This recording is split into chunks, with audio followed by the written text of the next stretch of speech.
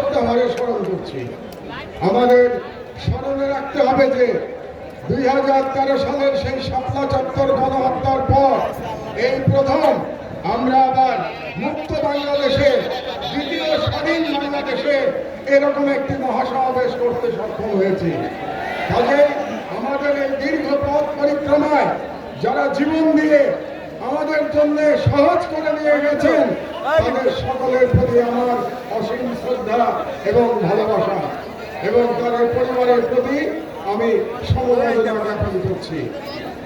আমি একটু অবাক হয়ে যাচ্ছি যে হেফাজতের তরফ থেকে কিংবা ভিক্টিমদের তরফ থেকে এখনো 2013 সালের শাপলা গণহত্যার জন্য যে মাস্টারমাইন্ড ছিল সেই দানব ফ্যাসিস্ট শেখ হাসিনার বিরুদ্ধে মামলা দায়ের করা হয় নাই।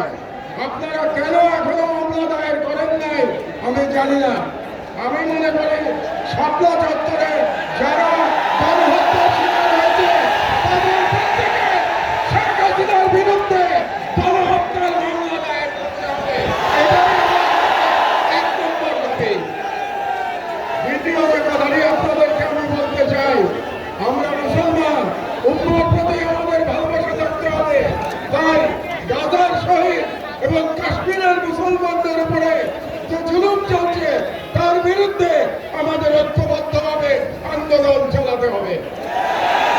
3 নম্বর কথা আমি বলতে চাই, আমার বক্তব্য দীর্ঘায়িত করবে না। এখানে অনেক ওলামায়ে একরামরা আছেন যারা মূল্যবান বক্তব্য দেবেন। আপনারা নারী নীতি নিয়ে প্রশ্ন তুলেছেন। এ ব্যাপারে প্রথমে ডক্টর ইউনূস সরকারের প্রতি আমার একটি প্রশ্ন আছে যে আপনারা কেন অপ্রয়োজনীয় ইস্যু তৈরি করছেন? নারী কমিশন করবার জন্য জুলাই বিপ্লবের তরুণেরা জীবন দেয় নাই। তারা জীবন দিয়েছিল বাংলাদেশকে ফ্যাসিবাদ মুক্ত করবার জন্য, বাংলাদেশ থেকে ভারতীয় আগ্রাসনবাদ মুক্ত করবার জন্য। তাই আপনারা সরকারে বসেছেন যাতে করে বাংলাদেশে আর ফ্যাসিবাদ ফিরে আসতে না পারে। আপনাদের দায়িত্ব শুধুমাত্র সেই সংস্কারগুলি করা যে সংস্কারের মাধ্যমে বাংলাদেশে ফ্যাসিবাদের পুনরুত্থানের পথ আমরা বন্ধ করতে পারবো। কাজে ডক্টর ইউনূস সরকারের প্রতি আমার বাংলাদেশের একজন প্রবীণ নাগরিক হিসেবে পরামর্শ থাকবে, আপনারা অপ্রয়োজনীয় ইস্যু তৈরি করবেন না। এবং আমরা দেখতে পেয়েছি আপনারা অনেকগুলো অপ্রয়োজনীয় সংস্কার কমিশন করেছেন। এই সমস্ত সংস্কার কমিশনের কোনো প্রয়োজন ছিল না। আপনারা রাষ্ট্রের সম্পদ এবং সময় নষ্ট করছেন। আমার অনুরোধ, এই সমস্ত কমিশন আপনারা বাতিল করে দেন। এই সমস্ত কমিশনের কোনো প্রয়োজন নাই। আর আলেম ওলামাদের কাছে আমার নিবেদন, আপনারা নারী নীতি নিয়ে লড়াই করতে গিয়ে বৃহত্তর লড়াই থেকে সরে যাবেন না।